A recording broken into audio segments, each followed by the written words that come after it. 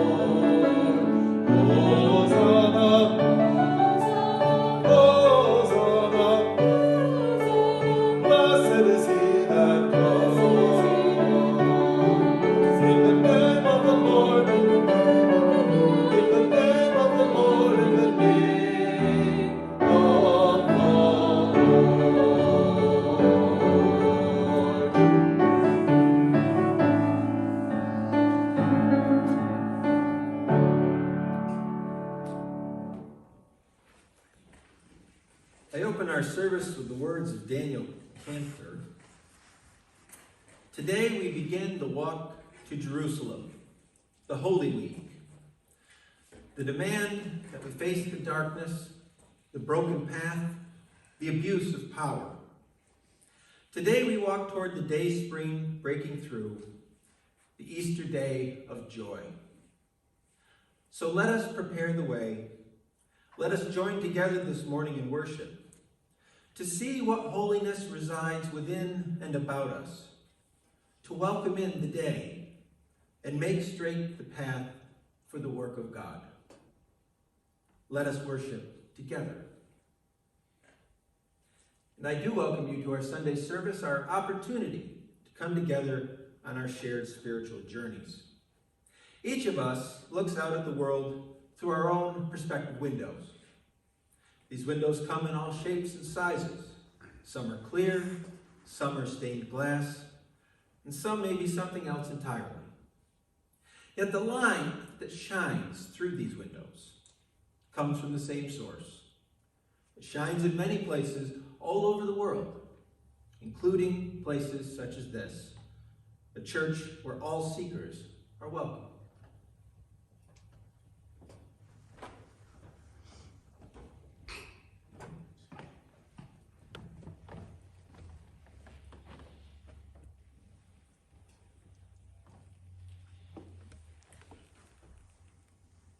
I invite you to join me in the words as we open with our chalice lighting.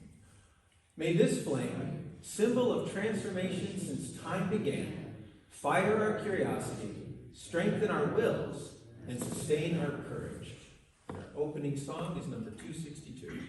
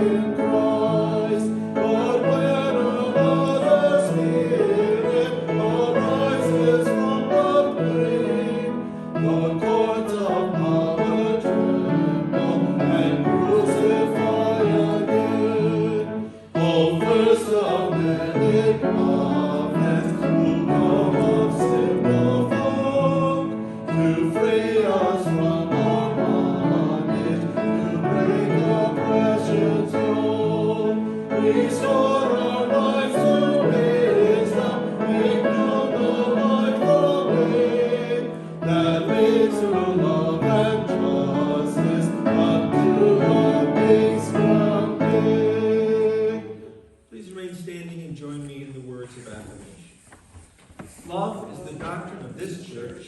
The quest of truth is its sacrament, and service is its prayer. To dwell together in peace, to seek knowledge and freedom, to serve humanity in fellowship, to the end that all souls shall grow into harmony with the divine. Thus do we covenant with one another and with our God.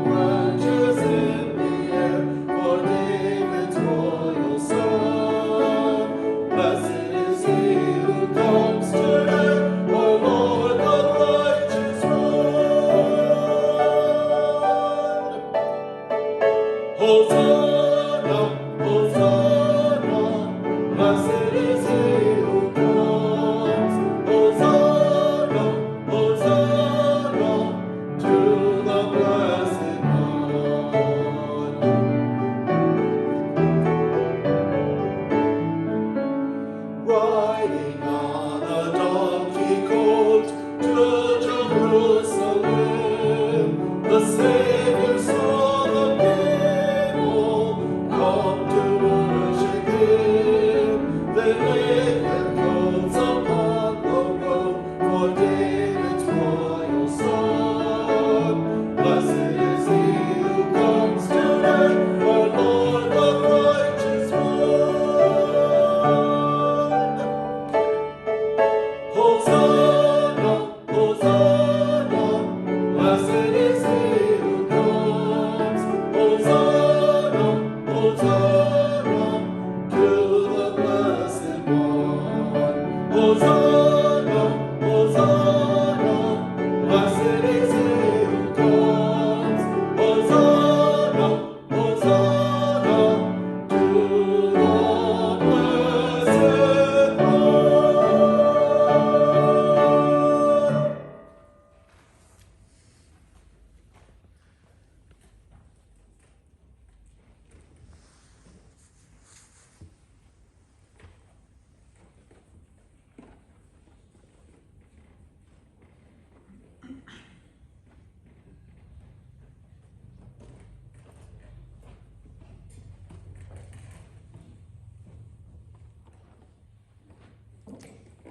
We are now at the time of the service where we share joys, sorrows, or concerns.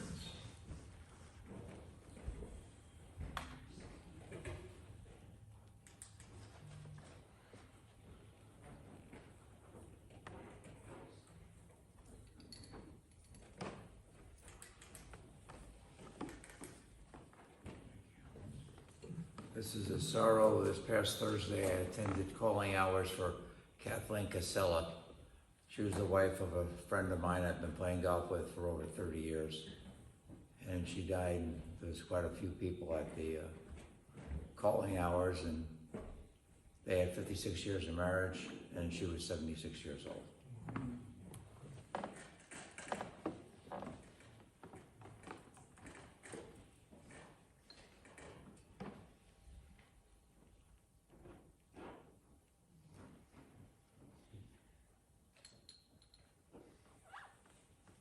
This is a candle of concern asking for prayers for our friends Pat and Marty as they recover from recent health issues.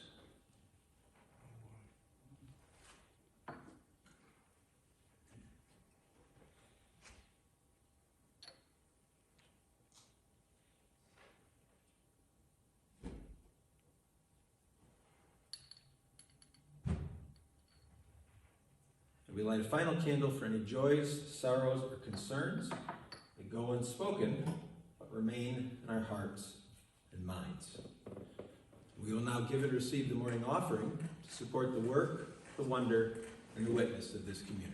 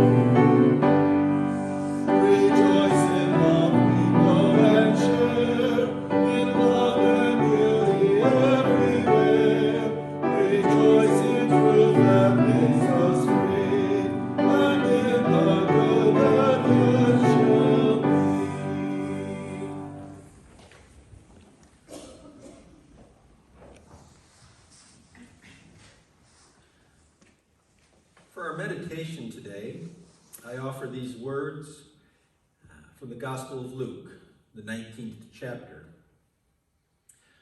To put it in context, Jesus and his disciples are about to enter the city of Jerusalem to observe the annual Passover feast. He is at the height of his popularity. At this point, near the end of the 3 years of ministry, people have heard the words, the teachings, some have observed the miracles, and an increasing number of Jews in particular are going so far as to claim that he is indeed the Messiah whose coming has been foretold in the scriptures. The Pharisees, the Jewish religious authorities of the time, are terrified. They're terrified because Jesus' arrival may well bring down the wrath of the Roman Empire on the Jewish people.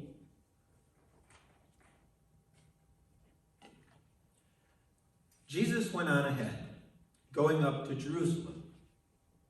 When he had come near Bethphage and Bethany, at the place called the Mount of Olives, he sent 2 of the disciples, saying, "Go into the village ahead of you, and as you enter it, you will find tied there a colt that has never been ridden.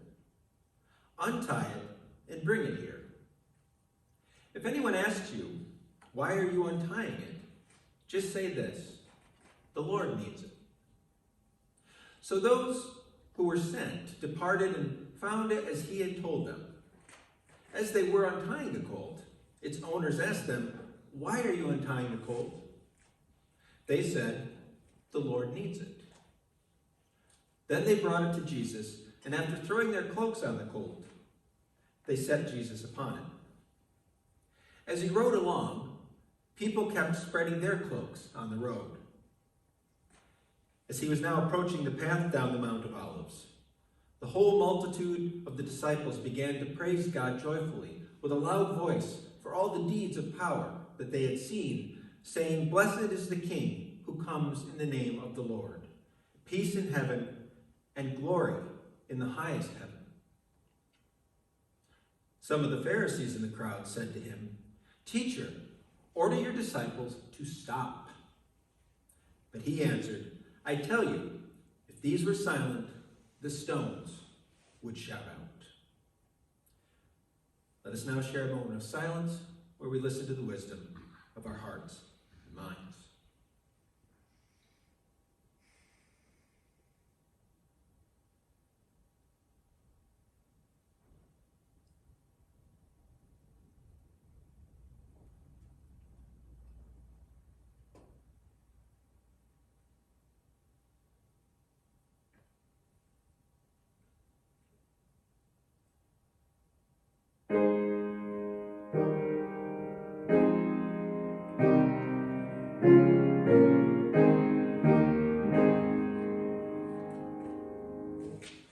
Our next song is number 263.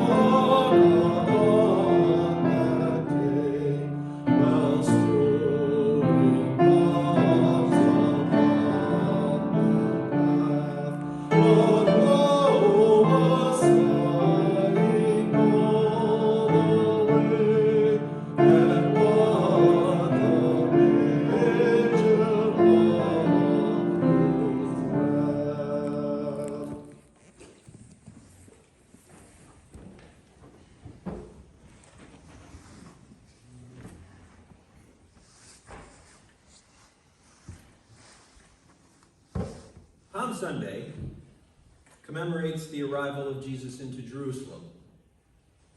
He enters not on a majestic steed, but a humble colt to adoring crowds. The long-awaited Messiah of the Jewish people has arrived. This makes the Jewish religious leaders understandably nervous. As I had said earlier, they're under Roman occupation. And talk of a king arriving could lead to brutal outcomes. Most of us remember from our Sunday school days the events that followed in the lead-up to the Easter story. But Easter is next week. Palm Sunday is arguably the penultimate chapter in Jesus' ministry. Jerusalem and the cross are where he's always been headed. In each of the four gospel accounts, Jesus predicts as much, telling his followers that he is destined to enter that city, be arrested, tried, killed, and that he will return to life 3 days later. The apostles brushed that aside. They've got a good thing going, following in the steps of the Messiah. They don't want to hear any talk about an ending. They don't want to hear any talk about people rising from the dead. People don't rise from the dead. What is often forgotten is that although he was following through on his mission, Jesus himself did not do so without reservations. Because not only do the Gospels talk about him predicting his death and resurrection, they also make reference to Jesus' fears. He is scared, and he has his doubts. Who wouldn't? On the night he is betrayed and arrested, he goes to the Garden of Gethsemane to pray. And he says to God, depending on the account, "Take this cup from my lips," or "Let this cup pass from my lips." In other words, I'm scared, and I don't want to do this. I don't want to suffer, and I don't want to die. And I often think about how Andrew Lloyd Webber put it in the musical Jesus Christ Superstar. In a song called Gethsemane, Jesus repeatedly asks God why he has to die, saying in one part of the song, "Why should I die? Can you show me now that I would not be killed in vain? Show me just a little of your omnipresent brain. Show me there's a reason for your wanting me to die.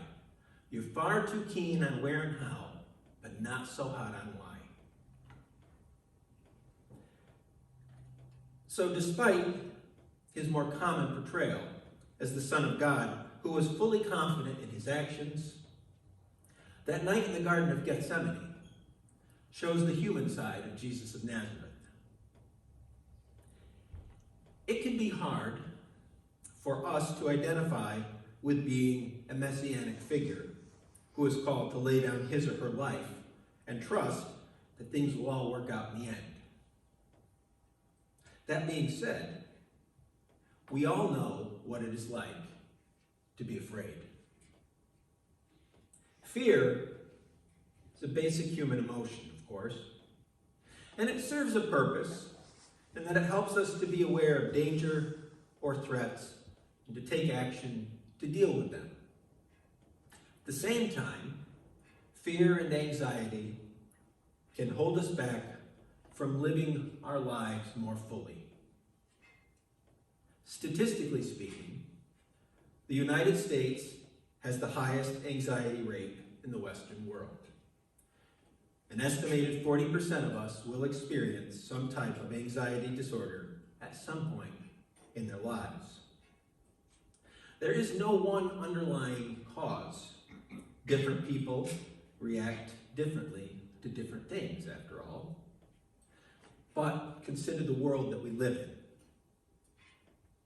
Our newscasts stoke our fears. Ask yourselves honestly, When was the last time you watched the news and didn't feel some degree of outrage at some point?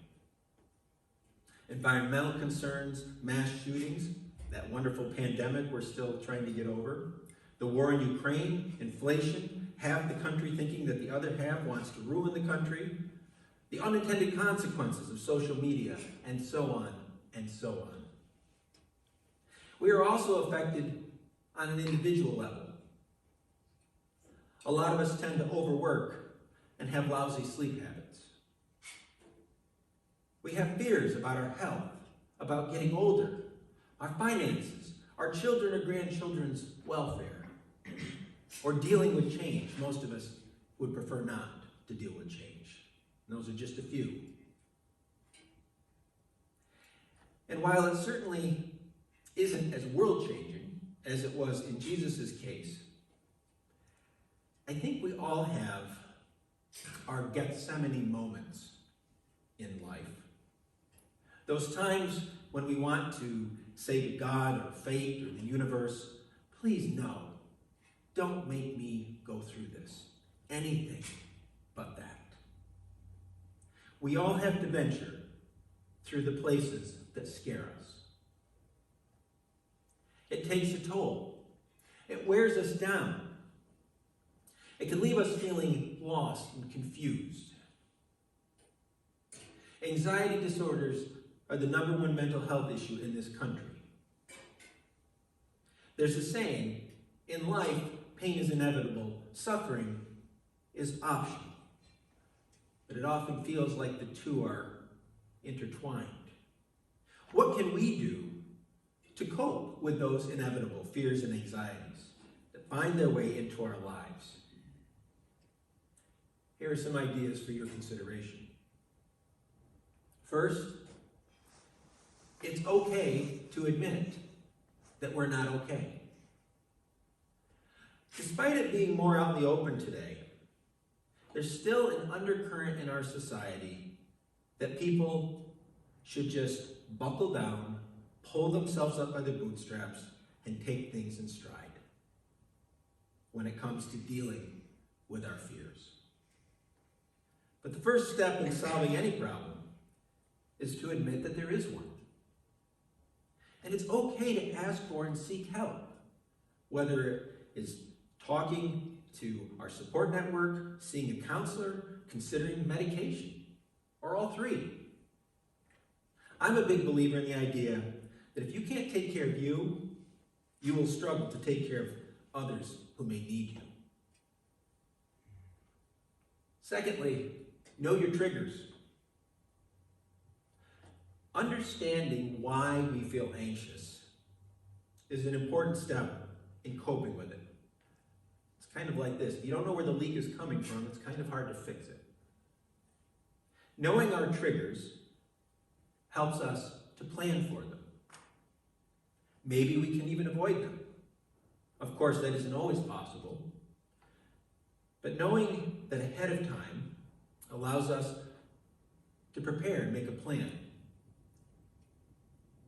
For example, if public speaking makes you nervous, and it does for a lot of people, practicing ahead of time in front of people that you are more comfortable with can help. We have several educators here in the building today. It's always fun to be observed, isn't it? Right? And usually they tell you it's coming, but then there's always that unannounced observation where, and it always happens where the kids are wild and, maybe the lesson plan isn't as tight as it could be. Or like the lesson, why didn't he or she show up before? Like the day before, I was on fire yesterday, but now the kids are like out of control, and in comes the principal that's going to observe you teach. Talk about triggers. Number 3, be aware of your body. We tend to think of anxiety as being mental, but it often takes a physical toll on us as well. We need to tune in not only to our thoughts, but also how stress feels in our bodies. Increased heart rate, sweating, jitteriness, possibly clenched teeth, tightness in our chests. Even moderate physical activity can reduce the mental impact of stress. Supporting our bodies through walking, stretching, meditating, diet, yoga, gardening, getting out on days like yesterday, and so forth, are all ways to help manage stress, and I'm not just throwing that out there, the science supports this. Number 4 is a big one. Change your inner dialogue. Have you ever really listened to the things you say to yourself in your head? Is it mostly positive? Is it neutral? Is it negative? Our thoughts shape us much more than we realize. Being down on ourselves can only add to our stress and our anxiety and feelings of fearfulness. The late martial artist and actor Bruce Lee once said, "Don't speak negatively about yourself, not even as a joke. Your body doesn't know the difference. Words are energy, and they cast spells. That's why it's called spelling. Change the way you speak about yourself, and you can change your life." Another helpful technique related to this is to have a mantra or mantras or sayings that mean something to you, that you can tell yourself when that anxiety and those feelings of fear start screaming in your mind. For example, you can remind yourself that you don't have to be perfect, or tell yourself that you are doing the best you can under the circumstances, and the circumstances change day to day, and therefore the best that you are able to do will by default be different. I realized as I wrote this that I had mantras in my head that I didn't even think of in using that way. People will sometimes tell me, with regard to my other vocation, that they couldn't do what I do. Abraham Lincoln, I actually have this on the cabinet next to my desk. I laugh because I must not cry. This helps me to flip the script, to laugh in the face of my stress, and to keep a cool head. So find a mantra, or more than one. It can be kind of fun and good for you. Focus on the present. How easy to say, how hard to do. The here and now is very brief, but it's where we spend all of our time. Anxiety is almost always about the future. A fear of what may come, emphasis on may. It may never come. Keeping our minds in the present can relieve us of the burden of a preoccupation with what may happen, leaving us free to handle what is happening. How easy it is to get stuck with regrets of the past or worries of the future. But try to train yourself to be here now, because now is all we ever truly have.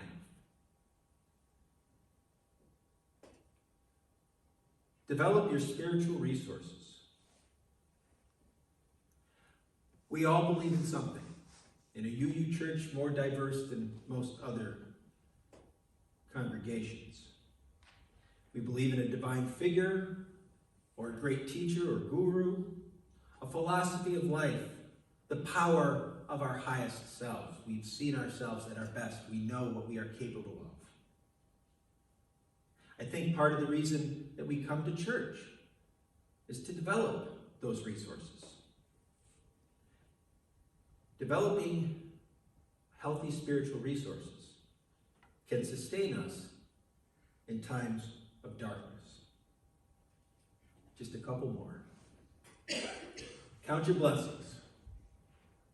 Given all the negativity in the world, it is easy to put our focus there.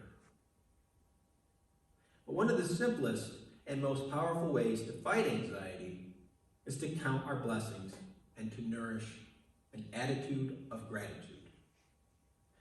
Because if you look at your lives, there is always something to be thankful for. And finally,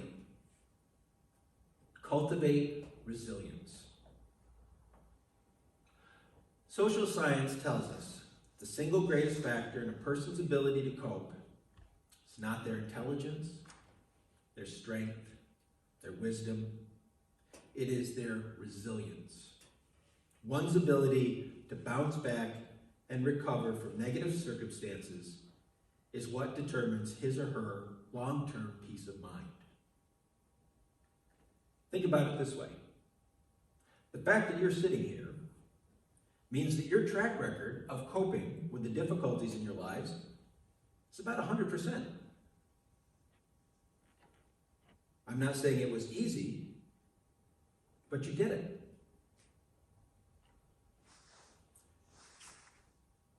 We all have our moments of doubt, anxiety, and fear.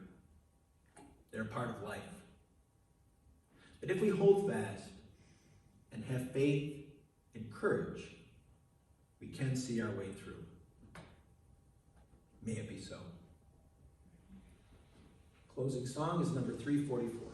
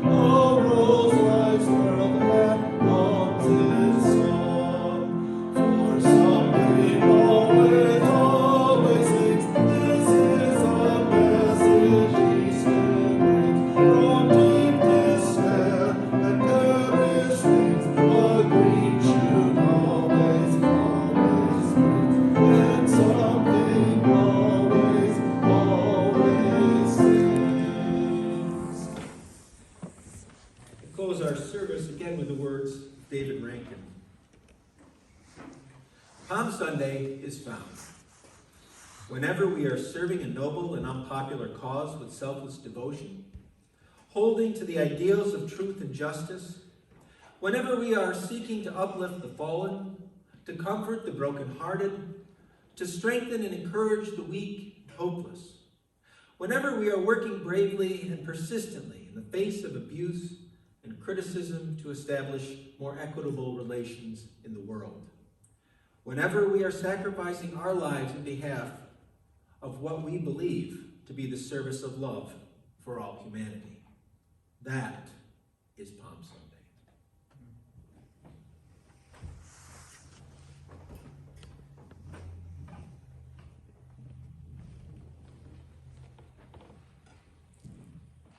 Please join me as we extinguish the chalice. We extinguish this chalice flame, daring to carry forward the vision of this free faith, that freedom, reason, and justice will one day prevail in this nation and across the earth.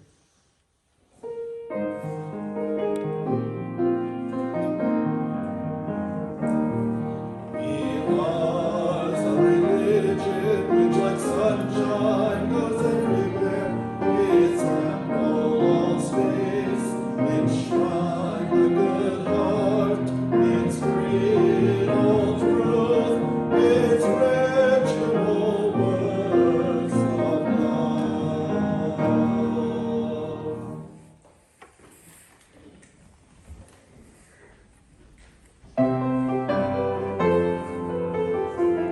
Thank